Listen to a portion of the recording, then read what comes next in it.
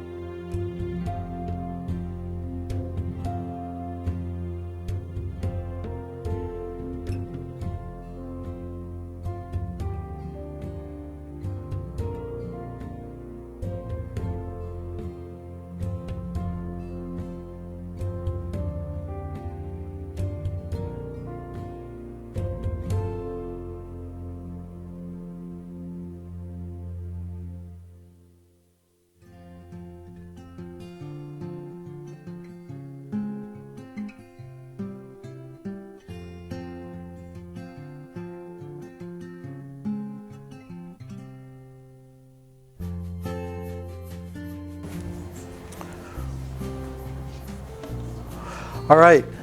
So what is the court packing plan? It was Roosevelt's attempt to have control over the Supreme Court, and he would appoint new justices and things like that. So whatever bill he pushed through would go through. All right. So if I add loads of justices to the Supreme Court, because he can select them, he gets to have justices that will agree with what he wants. Now, have we ever seen this considered again? Yes, Yes. When? recently. Yeah, like this last year, people were talking about it, right? So it's interesting, when the Supreme Court doesn't go the way you want it to, then it's like, oh, let's fix the Supreme Court. I'm starting to not like him as much as I read about him. He seems very corrupt in his own ways.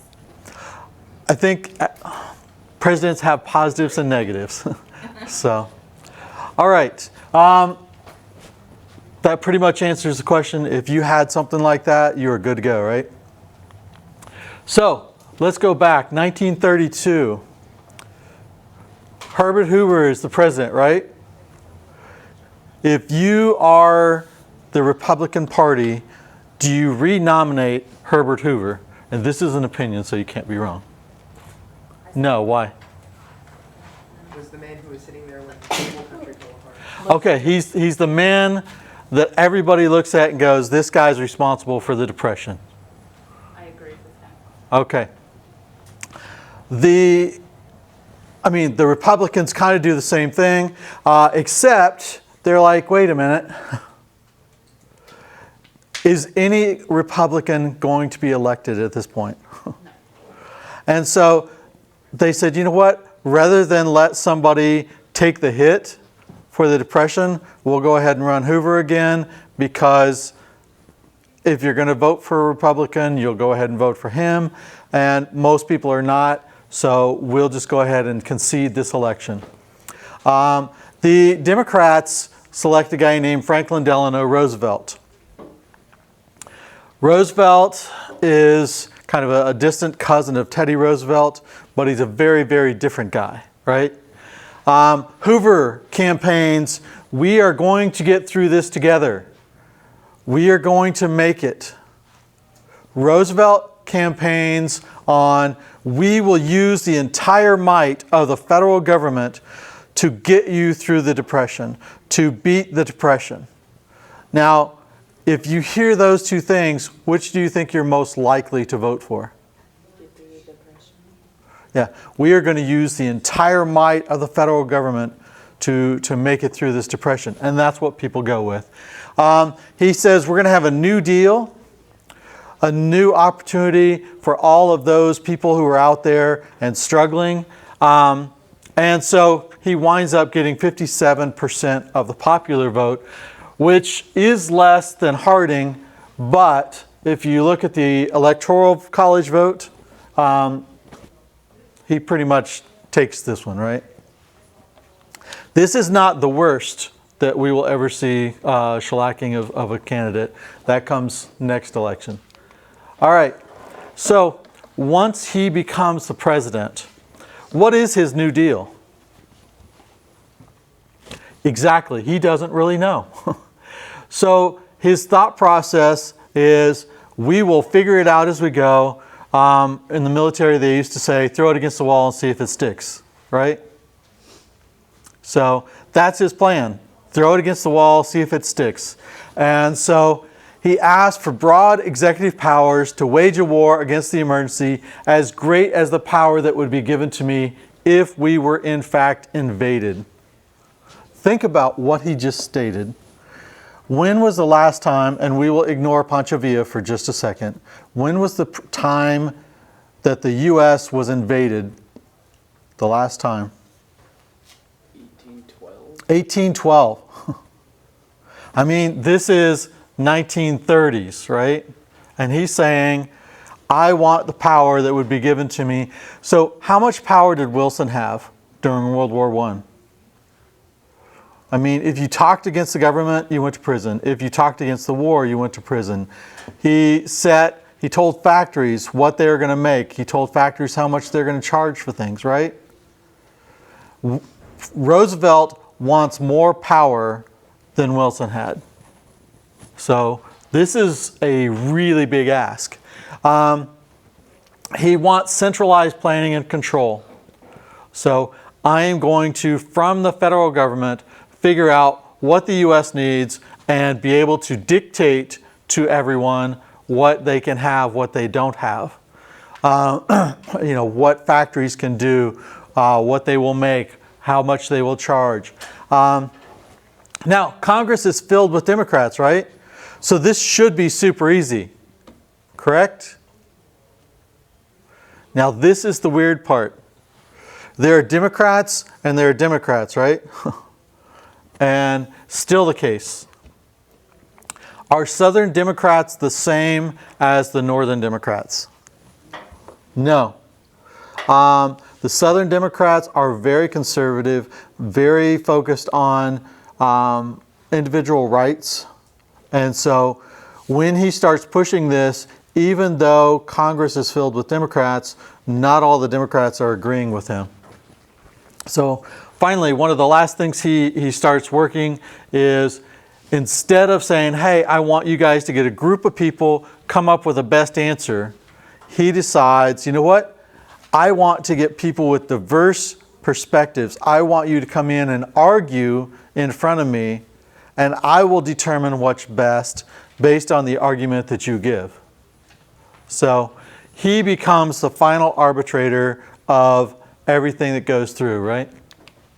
All right, his first 100 days in office, he pushes 15 major bills through Congress. This becomes the new standard. If you ever notice, the press will always talk about, first 100 days, what does the president do in the first 100 days? Normally, I would say you don't want to press everything through in the first 100 days, because as a former commander in a military organization, you kind of need to get your feet on the ground, figure out what works right, what works wrong, and then fix the things that are not working as well as they could. We're impatient people. Yes, and right now there's a depression and he has to prove, I'm doing something. So almost immediately he declares a national bank holiday. Now, does this seem like a good decision to you guys? I mean, hey, everything is going crazy. Banks, go ahead and shut down. Just take the day off, right? But he has a plan. While the banks are in this holiday, he goes through and he says, I want you to convert all of your assets into cash. And then the federal government is going to walk through the banks and say who has the amount of cash they should for the amount of people that they are serving and who does not. Now, if you don't have the amount of cash you should, then the government takes over the bank and starts running it. So, first off, is that legal? Absolutely not. There's no way it's legal for the government to take over a bank. However, why is he allowed to do this? He's president. Well, because we're in the middle of the Depression and people are like, do something. Now, the other piece is he goes on the radio and they have what they call fireside chats.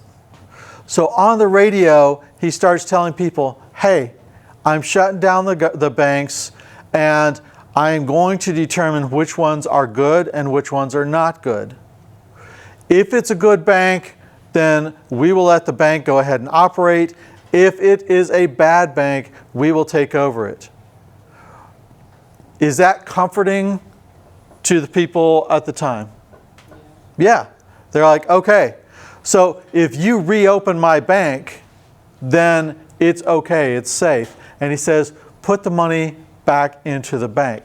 Now, I will admit, the other thing that makes this difficult is if I tell you right now, sell everything you have and get cash for it, are you going to get the best price? No. And so the banks lose a lot of money during this time, but it still allows him to get everybody to say, look, I am doing something. Go ahead and put your money back in the banks. Now, when people put their money back in the bank, does that help calm down the depression? Yeah, because now everybody's trusting the banks can use money to loan money out. You can accomplish what you need to do. You don't have a lot of people who just grabbed and hoarded all their money and other people don't have anything. Second thing he does is the Economy Act. So he goes through, he cuts federal salaries, he reduces veteran benefits, and then he takes the money that he saves from these salaries and the benefits and he reorganizes the government. So what he does is take money from groups that didn't vote for him and put it into areas for the people who he wants to try to take care of. And so same amount of money, just kind of moving it around. But he's able to say, look, I am cutting costs in the government and I'm moving it to where we need it to. He does the Beer Wine Revenue Act. The Beer Wine Revenue Act is basically killing prohibition. He says we can make a lot of money on taxes of alcohol. So let's go ahead and let people sell alcohol and we will get the taxes out of it. And then finally, the Federal Emergency Relief Act says $500 million in grants to state-run employment opportunities. So this is kind of what Hoover did, right? Let's send money to the states and have them create jobs for people.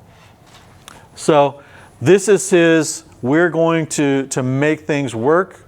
Do they work? Some of them do, some of them don't. The Emergency Banking Act gets people to put their money back in. The Economy Act gets people to say, okay, he's doing something. You get more taxes. So, these are things that at least get people to say, let's give him a chance. All right. In addition, he comes up with the Homeowners Loan Act. 1 million loans worth $3 billion total. Why? What does this do for us?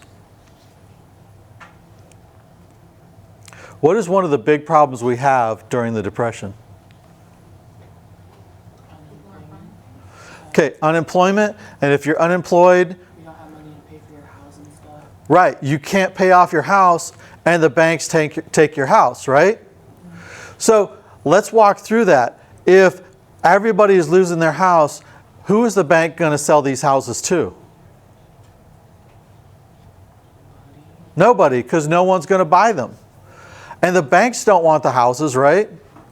So he's saying, look, instead of pulling people and tossing them out of their house, let's just tell people, look, we'll give you additional loans.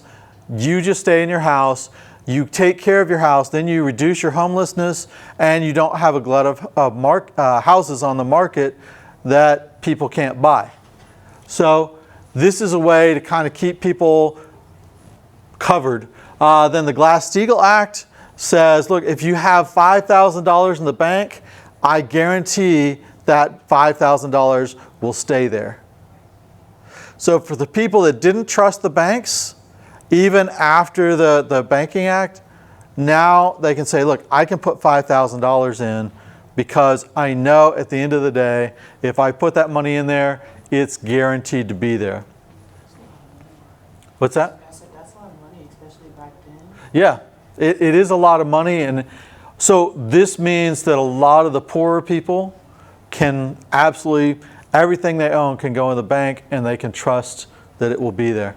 The Agricultural Adjustment Act sets price supports and production supports.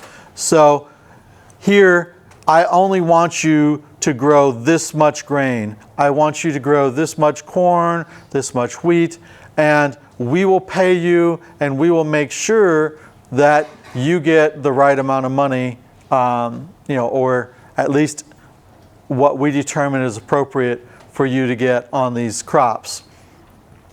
They also, this is when they decide to take land out of production. So anybody in here from a farm? Yeah, you know what I'm talking about? Yeah, I've got some cousins and the government will pay them not to work parts of their land. And so they tend to move that piece of land around so that they can, have as much as they can, but that area that isn't going to grow, they can give it a little bit of fallow time. But it helps, hopefully, keep the price of the crops up. Tennessee Valley Authority Act. You see the map here. So you have basically Kentucky, Tennessee, a little bit of the East Coast, and then in the southern area, Mississippi through Georgia. This is the most rundown, poor area in the nation. And so they say, all right, what we want to do is produce power there. If you remember from the industrialization, what does electricity allow you to do for an area? Okay? You can build more factories. You can build factories in places where there are people. Why is this important for this area? They can get work. Yeah, it produces the opportunity for jobs. And because these people don't have jobs, if you produce a job there, the owner of the factory can pay lower wages and still get workers, so it produces more for less money. And then they come up with the National Industrial Recovery Act, which is a plan to regulate the economy. This, again, winds up being illegal, but it is a method to say, let's try to do something. So the Public Works Administration is one of the two things that they come up with from the NIRA. We want to try to get people working, because if we can get people working, then they will have money and they can spend the money, which will allow them to buy things from other factories, which hopefully will get those factories working and other people, jobs. So they start distributing funds out to the local levels. They create 34,000 construction jobs. If you walk around this campus, you will see signs on buildings that say either Public Works Administration or Works Progress Administration, or there's a couple other ones that there will be a little sign on the building. So when you walk through, look at the signs and you can find out which buildings that the federal government helped build here. Why would the federal government build buildings for this campus? Anybody know what we were in the 1930s? Yeah, the Oklahoma Military Academy. So we were providing military officers. It was a military school, and so the government rolled in to help build the buildings. And if you walk by the library, you will see that there's a little thing next to the sidewalk, and it's just a tunnel underneath the sidewalk, and it says built during the Work Progress Administration. A lot of things, airports, ports, electricity jams. They actually built aircraft carriers. 70% of all new schools were built with this funding. A third of the hospitals are built with this funding. There are numerous jobs created, but if you have millions of people out of work, does this cover getting everybody a job? No.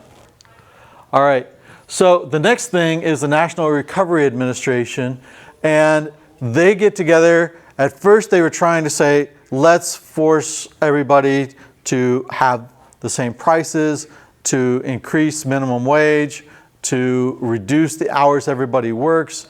And so what they finally came up with was a plan to say, everybody has the opportunity to join this or not join this, but if you join this, you get to put this happy little sign on your business.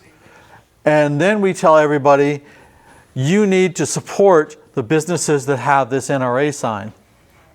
If you support the businesses with the NRA sign, then you are supporting your fellow workers. So everybody starts to look at this and they say, we're going to have minimum wages for a week, which at the time, intriguingly, was about $15 to $20 per week. So now we have $15 an hour. Then it was, $15 a week, 40-hour week. But they also started telling people, what we want you to do is cut the number of hours that people work. Why would you want to cut the number of hours that people work? That seems kind of stupid, right? They won't get as much money. Okay. They don't get as much money, but then there's hours to hire additional people. So they said, instead of hiring one person to work 40 hours, hire 2 people working 20 hours each, right?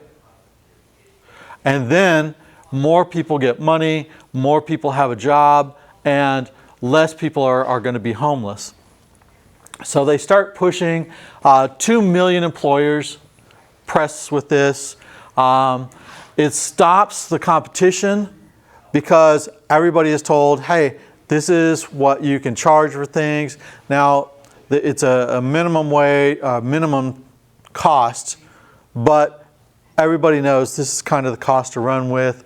And so it helps the workers at first because everybody starts to get the money. Everybody has new opportunities for jobs. Some of the difficulties in this, the employers are allowed to say, we don't have to have any unions, or we can create a company union that will represent the workers, but not really. But the biggest problem they have is if you have 50 to 100, actually 1,000 workers, it's much easier to cut people down to 35 hours a week than if you're a mom and pop store, right?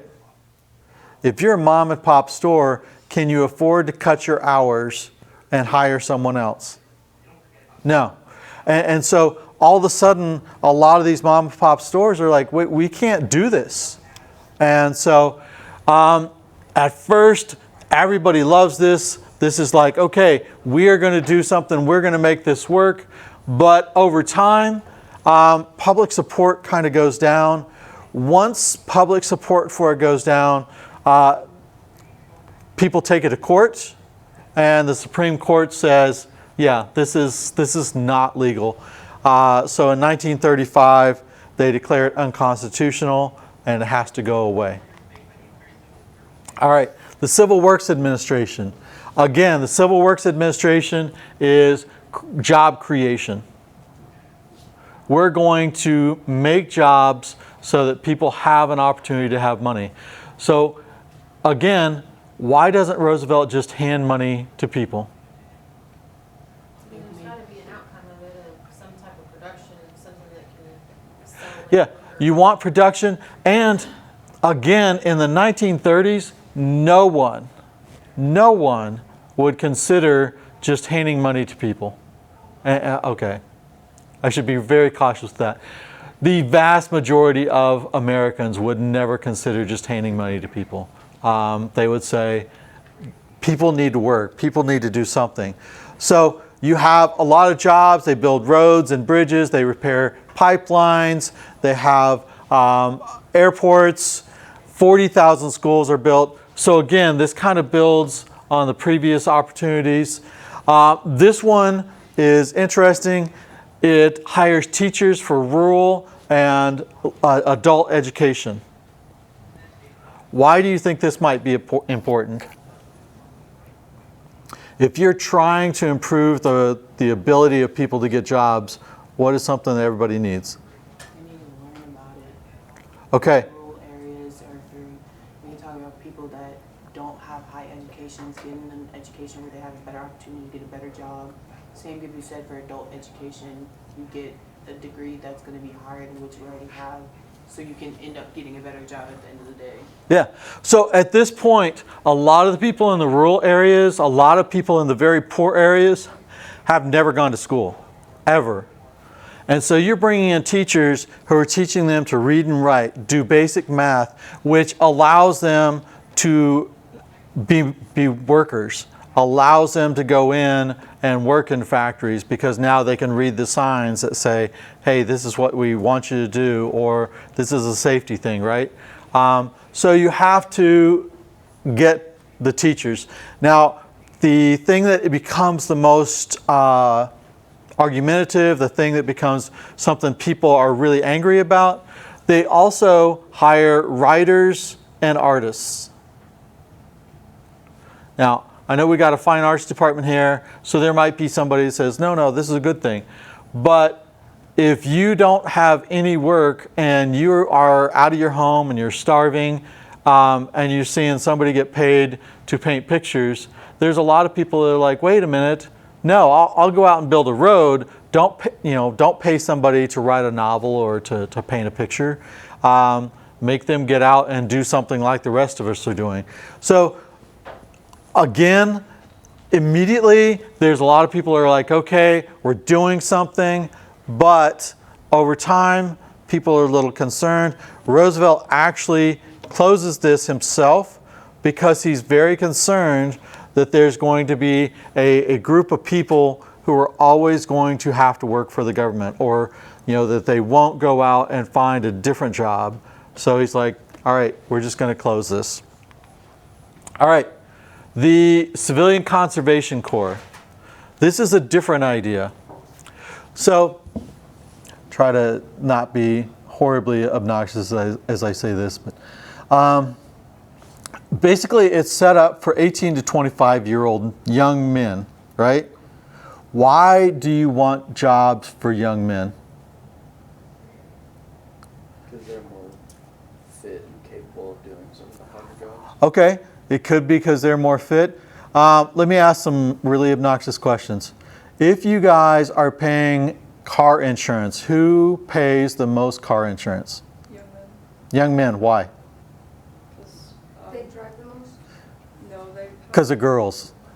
I mean, I'll just say it. Because guys are like, hey, watch this. I am cool, right? And so you have a lot of young guys who don't have jobs. What's going to happen with these guys?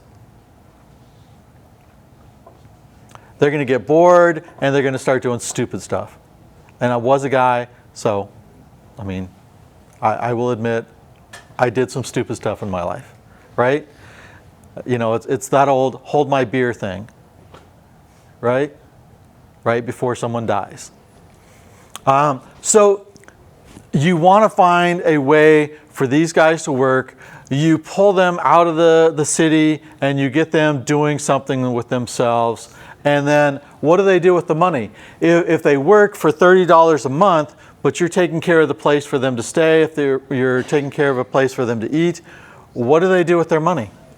Drink. What? I said drink. Oh. Well, at this point, they send it back to their families. Oh, they're noble. Yeah.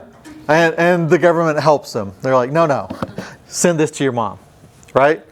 And so you're getting money to the families, but you're also giving these guys something to do. So they go out and they plant trees and they restock forests and they take care of parks and they do lots of stuff that is out in the middle of nowhere. About 300,000 a year are hired, but it's really got a minimal impact on employment. The other thing is almost all of these people are young white males. Young black males are not brought in. And there are no women, right? So it's a very narrow focus on who's going to be working. So all those previous things are attempts to increase employment or influence the number of people working. This is probably the most influential and realistically one of the most illegal things he does. So in 1933, Executive Order 6102, all privately owned gold is now illegal. If you have gold that has a personal, like a wedding ring you can keep the wedding ring. If there's something that was handed down from your family that has an emotional impact, then you don't have to turn that in. But everything else has to be turned in to the federal government. If you don't turn it in, it will cost you $10,000 and imprisonment of up to 10 years. How would they know the difference of what, I mean, I could be like, oh, no, my grandma gave me this bar of gold. Well, if it's a bar of gold, they say, too bad. It has to be something, What if it's on a necklace? yeah, I mean, I guess if you can carry your bar of gold around on your necklace, then you're good. But and realistically, they can't go through everyone's house and dig through it. But what they do is, if you try to trade it, and they actually had people who would go out and try to buy the gold from you so that they could just turn you in. And so lots of people, now everybody has to give up their gold. Why do you think he wants everybody giving up their gold? What is the dollar based on at this point? The dollar is based on a certain amount of gold, right? So $1 will give you $1 worth of gold. If everyone has to give up their gold, and then the next thing he does is nullify the right of any creditors to demand gold in payment, right? And then the next thing he does is take the US dollar off of any international monetary standard. So what has he just done?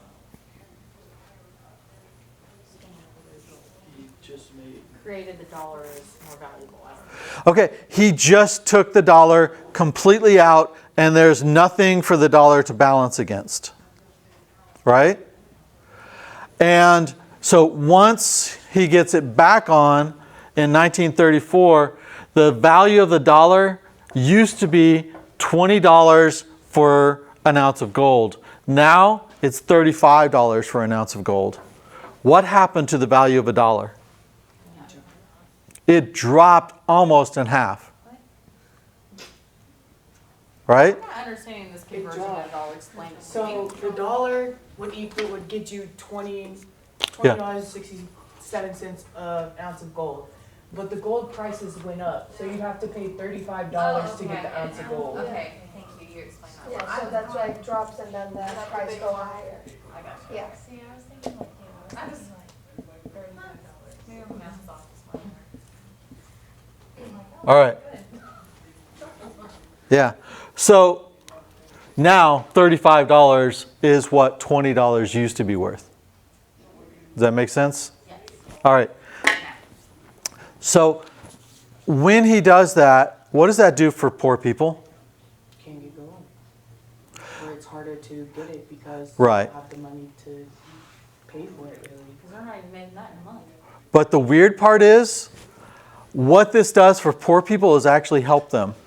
Because poor people owe debt. So if you owe, I don't know, $2,000 on your house, then that $2,000 is worth less, right? It's now only worth, or $200,000 is now worth $100,000, or a little bit more. But your debt has gone down. It's not in real dollars, but it is in the value of gold or the value of other things. Does that make sense? So if you owe money, the value of what you owe is actually less. If you had money, the value of what you have is less. So it brings the poor and the rich closer because the value of the dollar has gone down. Now, the other thing that's really weird about this is once you do this, then when you go to buy anything internationally, is it more expensive or is it cheaper? So it's going to take you more dollars to buy anything from overseas than it will to buy it in the US. Does that make sense? Is that good for the US?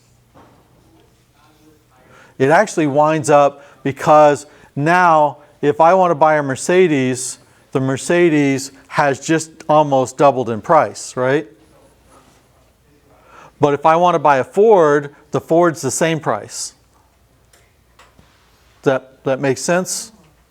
So is All more right. focused around American-made products? So yes, now people are going to buy American-made products because they're cheaper.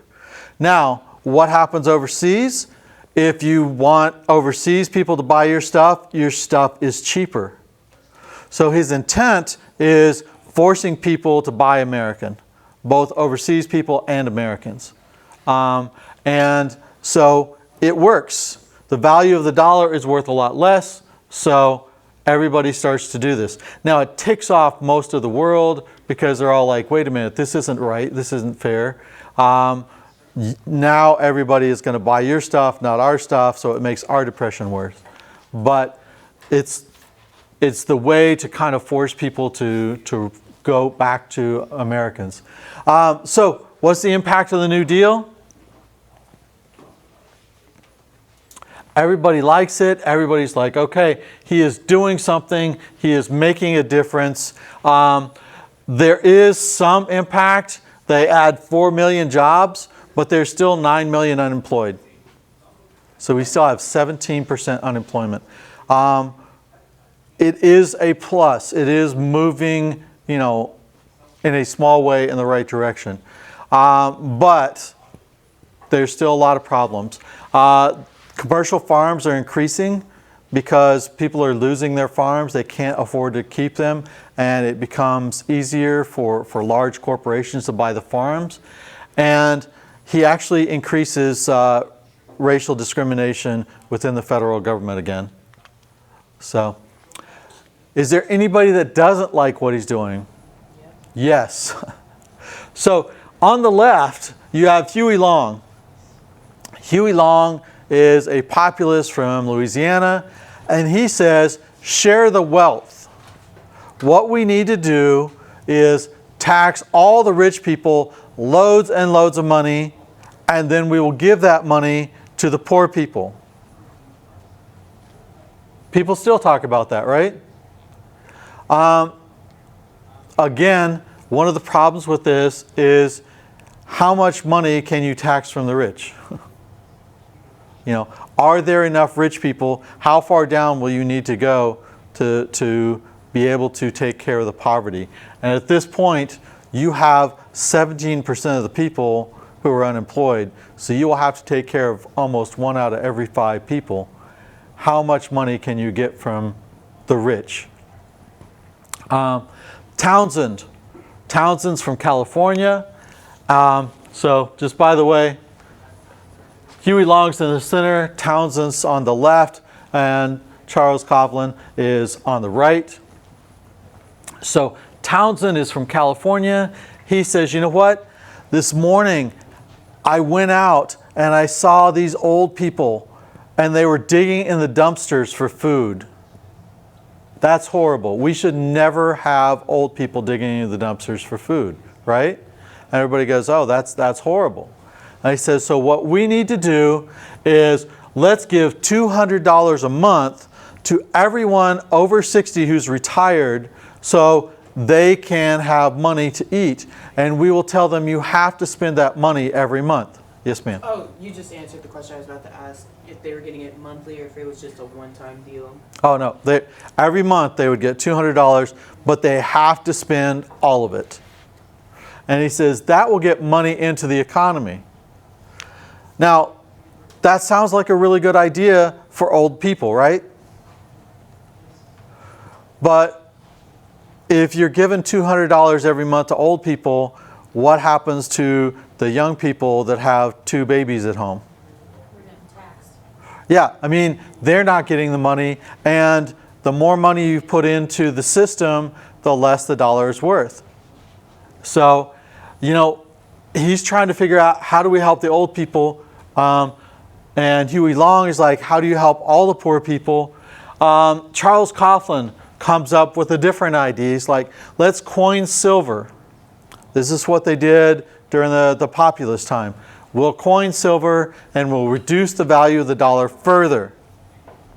Charles Coughlin is a Catholic priest. He has a radio show, and he's talking to people, and everybody is like, hey, this is some interesting stuff.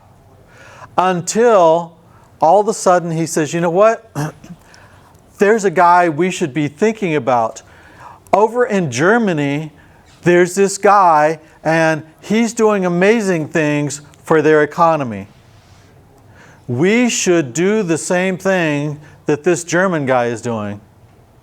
Any ideas of who this German guy might be? Yeah, Adolf Hitler.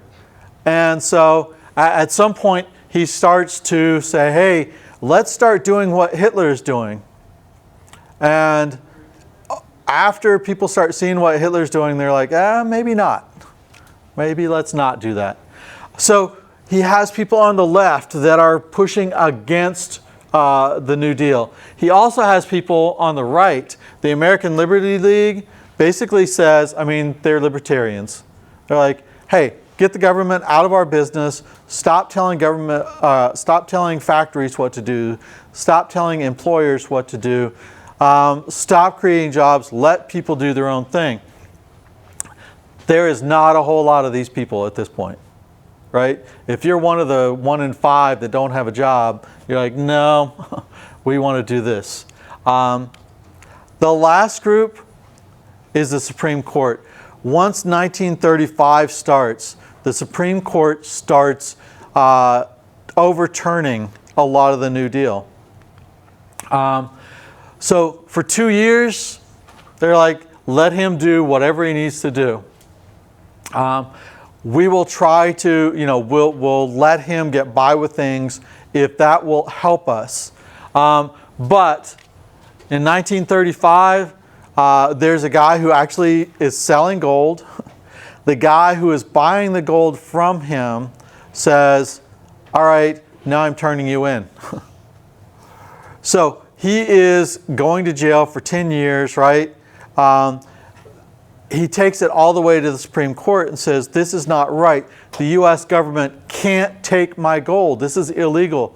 And the Supreme Court says 5-4, you know what? Sorry, it's a depression. Yeah, he can do it.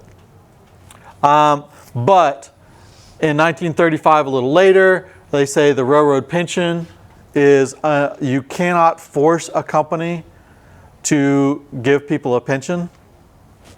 Then in May 27th, they slammed the Farm Mortgage Relief Act, the National Industrial Recovery Act, and Roosevelt has been firing some people from federal jobs because they are not doing what he wants them to do. They're doing their job by the law, and he wants them to do a little more. And they take it to court. And so in one day, 3 different decisions slap the New Deal down and say, no, you have to obey the law. You can't just do what you want to do. Finally, in June of 36, the Agricultural Adjustment Act is determined to be unconstitutional. And in December, they declare the New York minimum wage unconstitutional. So, Roosevelt's not happy about this, right? If you're Roosevelt, what are your options?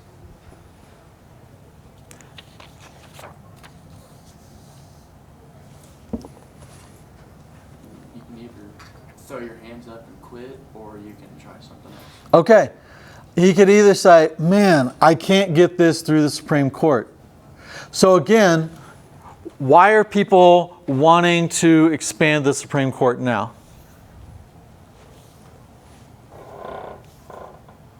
Because the Supreme Court is more conservative, and the legislature and the president are more, they're Democratic, right? So the belief is, well, if the Supreme Court is conservative, then it's wrong. So we need to fix that, right? So if Roosevelt is saying, I'm trying to do all these things to fix the Depression, I am trying to make sure that people have money, and the Supreme Court is telling me, no, you can't do things because they're illegal, then what do you think Roosevelt needs to do? At least in his mind. You guys are killing me. You know the answer. Try to Where he make appoints something his new. own people. Okay, he wants to fill it with his own people. And the only way to do that is by getting rid of the people that are there, right? So he says, hey, you know what? I will give you guys, as soon as you reach 70, you can retire. And you will get retirement and you can live all the rest of your life on the government's dole. Now, think about this. If you are on the Supreme Court, how many people are there for the money? Like, take a Supreme Court job just because of the money. All of them. I would go with Jake. You're on the Supreme Court because that gives you power, right? Nobody's there for the money. If you want money, there are places you can make a whole lot more money in the law, right? So you are there because you want influence. You want the ability to say, hey, this is the law of the land. So when I come to you and I go, hey, you can retire at 70. If I went to Ruth Bader Ginsburg and told her she could retire, what did she say? Because this actually happened with her, right?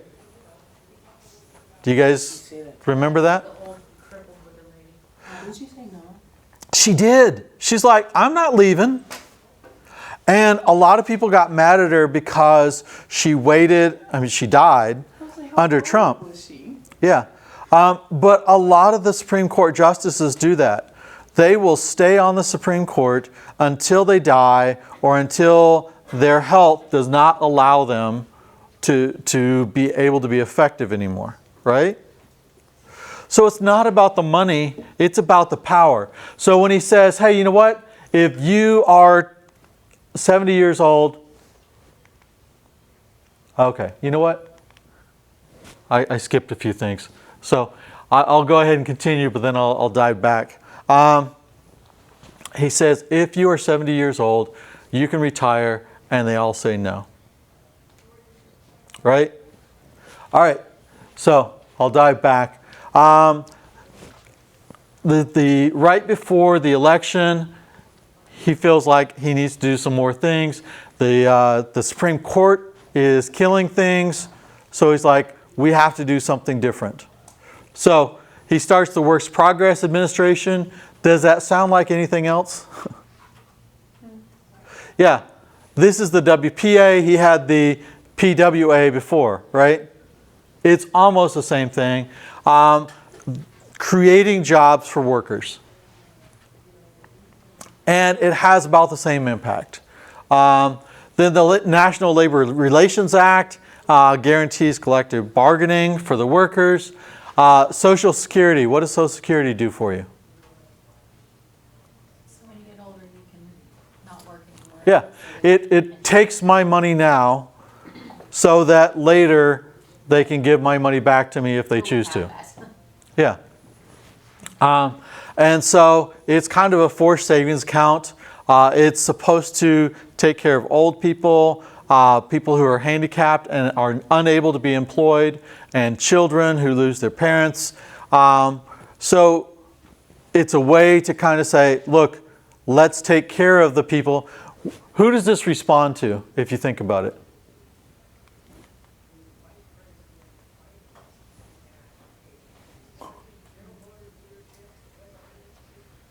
Nobody's going to say it.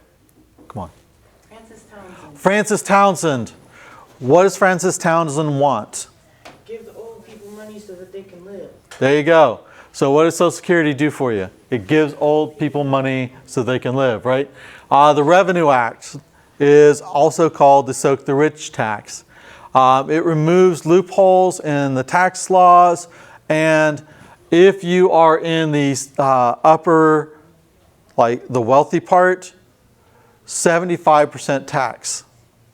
So if you earn $100, the government takes $75, right? So that is a pretty solid tax. Does it get enough money to take care of the poor people? No. So, I mean, even with a 75% tax, which is pretty incredible, you were still not able to take care of the poor. But who does this respond to? However you say his last name. Yeah. Father Charles. Coughlin and Huey Long, right? All right. The National Housing Act says we're going to have housing standards. If you build a house, then we need to make sure that the electrical is working, that the water is working, that it's not going to fall down on you, and then establishes insurance on your loan. So if something happens, you can keep your house. Farm Tenant Act gives money so that tenant farmers can buy land, and the Fair Labor Standards Act creates a minimum wage and overtime eligibility and kind of increases the standards for child labor, right? So it's interesting when you look at this, he does steal some ideas from Huey Long and Francis Townsend, but a lot of this stuff is kind of the same stuff he did before.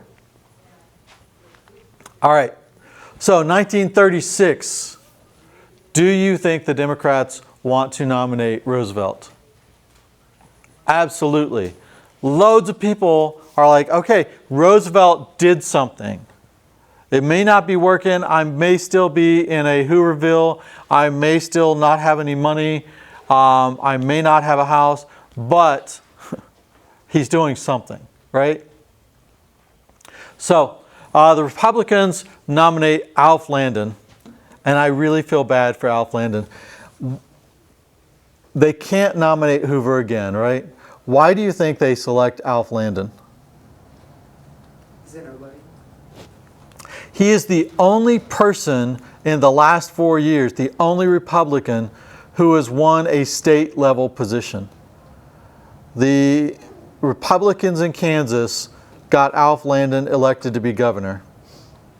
And they're like, okay, we're not going to beat Roosevelt, but let's throw Alf Landon up and at least he'll get some votes. And he does.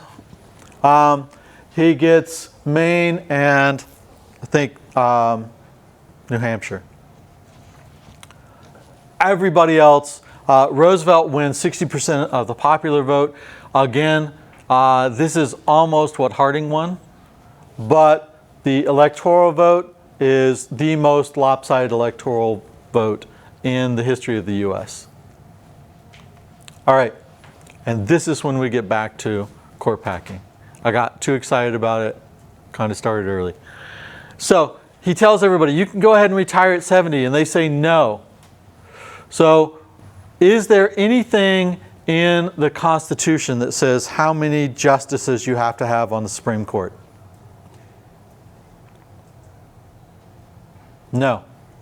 There is nothing that says there has to be 9 justices, right? So he can go ahead and he can put more justices on the court. Now he decides to do this in a little different way.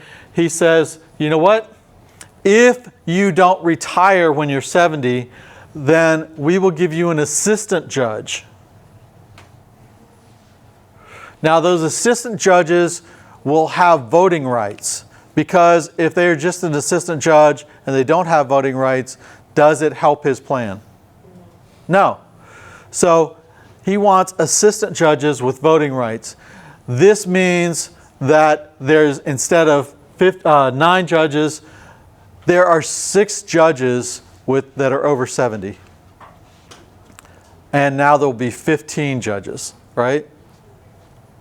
Now, if you look at it, if he adds 6 judges, as long as he has 4 of those first 9 voting for him, then he will have 10 out of 15, right?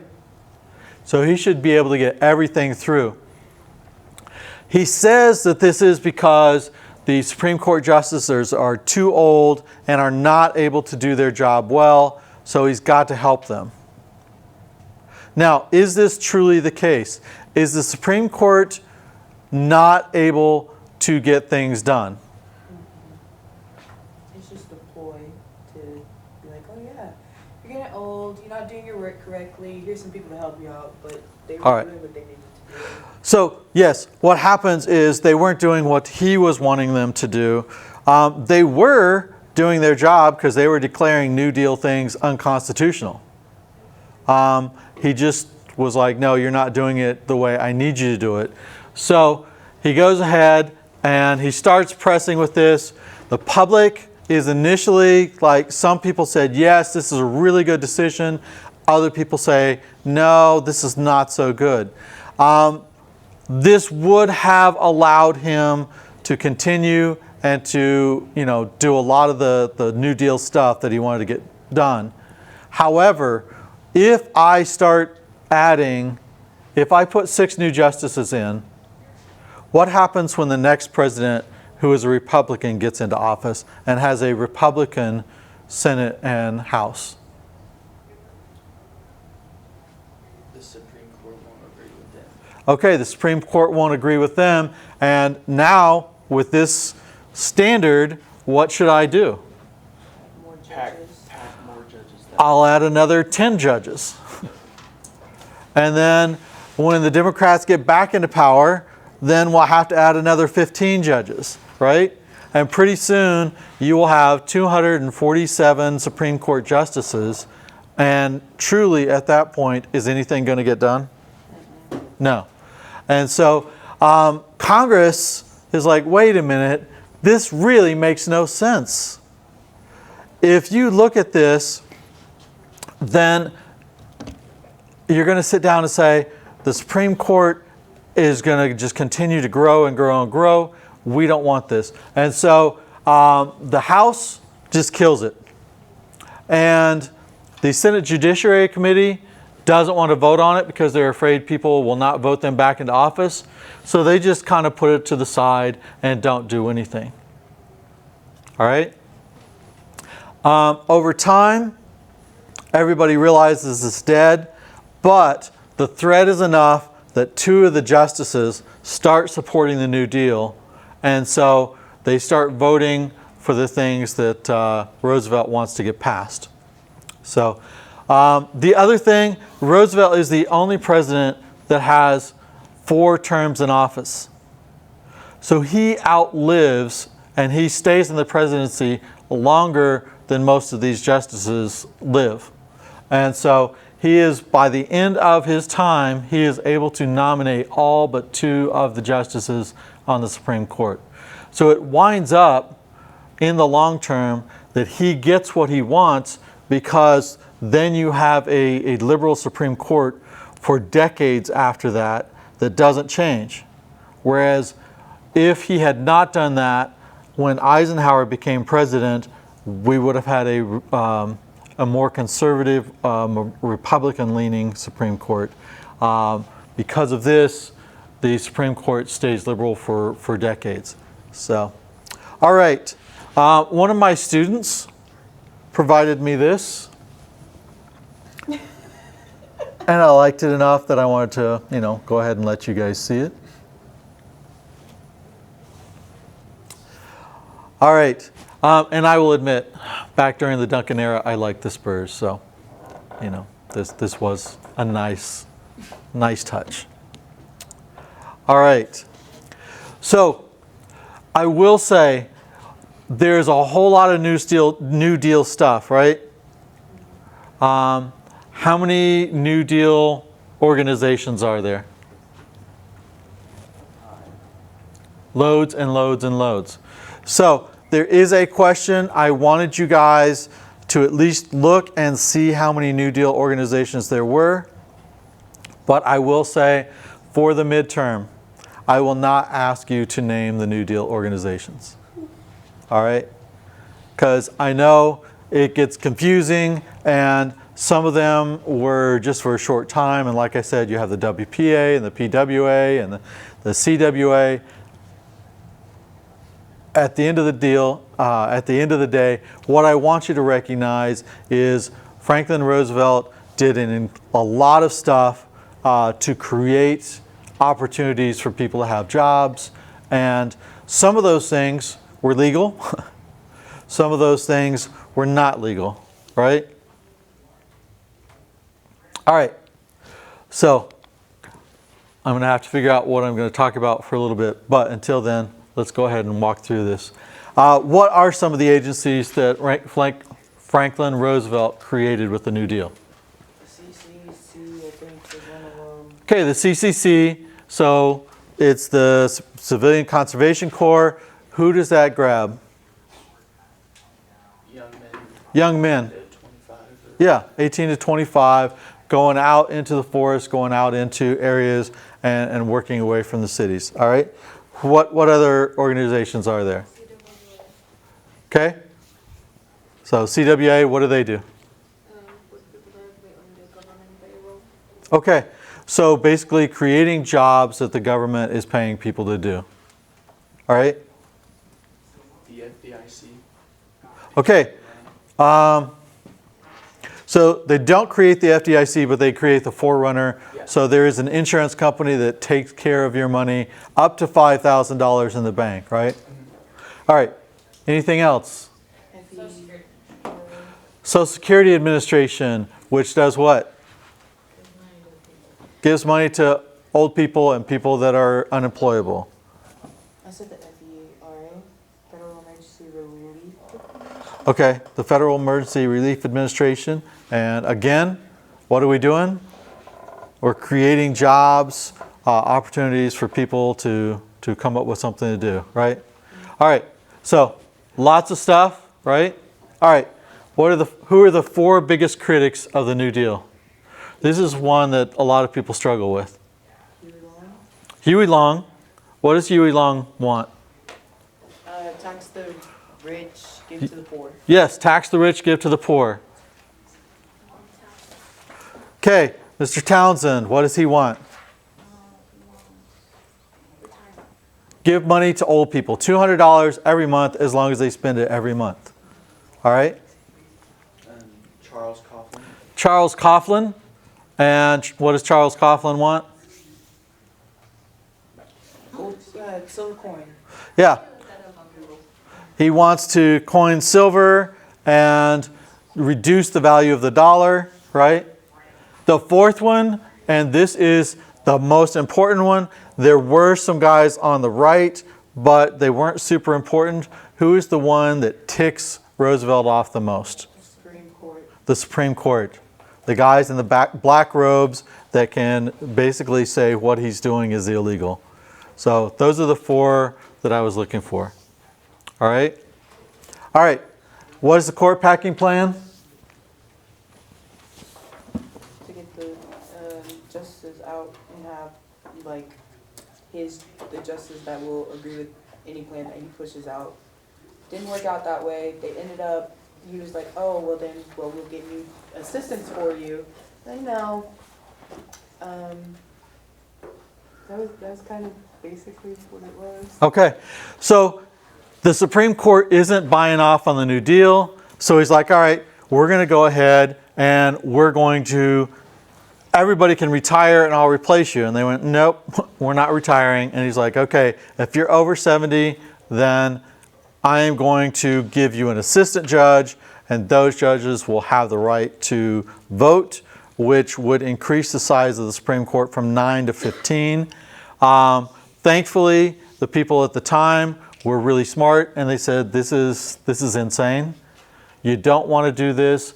If we do this, it's just going to make the Supreme Court untenable. And so we walk through it, and we have a Supreme Court that actually winds up moving into what Roosevelt wanted them to be, because he stays on as president for 16 years, right? Or at least 4 terms. All right. So for next class period, we get to start World War II. Anybody know when we are going to have our midterm exam? October, I looked it up the other day. Yeah, it's coming up. So we're going to go through the first part of World War II. We're going to work through the second part of World War II, and then we will have our midterm exam. So if you have not been reviewing your questions, it would be really, really smart for you to start reviewing your questions, right? If you have questions about your answers, if you're like, hey, am I really answering the right answers? Come and talk to me, send me an email, do whatever you need to do.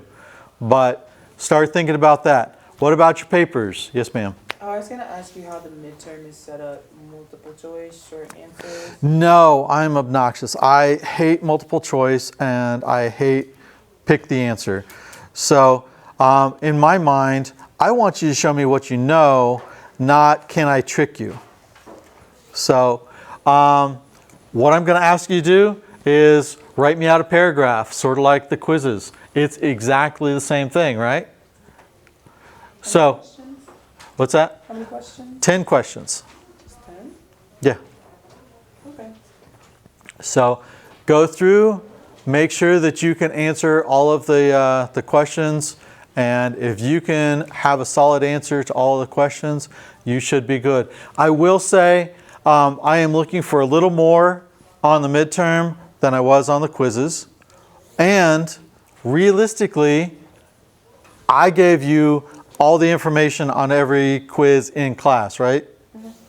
So go through the slides, go through your notes, and if I gave you additional information, then I would go with, what did you learn in class? I have So, a question about the actual paper that we're writing. yeah. I've started mine.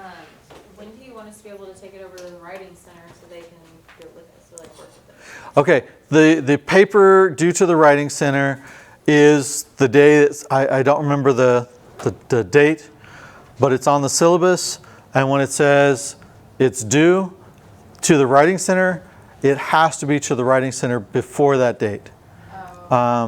So I will say, my concern for you, I have 90 people that are turning in their papers. If 90 people walk into the Writing Center with their paper on the same day, first they will come down and kill me. And so we don't want that. But they are not going to be able to get everybody's paper done if you all hit them at the same time.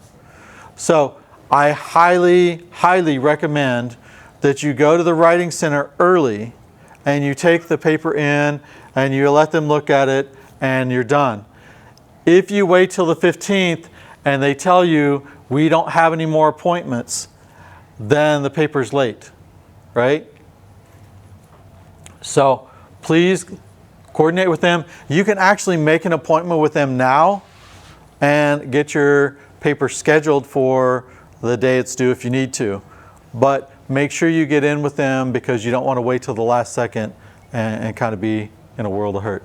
So how exactly are we going to turn it in that we've been to the Writing Center? Do we have to show the schedule that we did? No, that's a good question. The Writing Center will actually give me a little sheet that says who has come in and had their papers looked at. So if you take your paper to them, then they will provide me the information and you won't have to do anything. If you want to, they will also give you a receipt for, yes, this is the changes we recommended for your paper. You can give that to me if you want to. Okay. All right, any other questions? All right, I will see you guys later.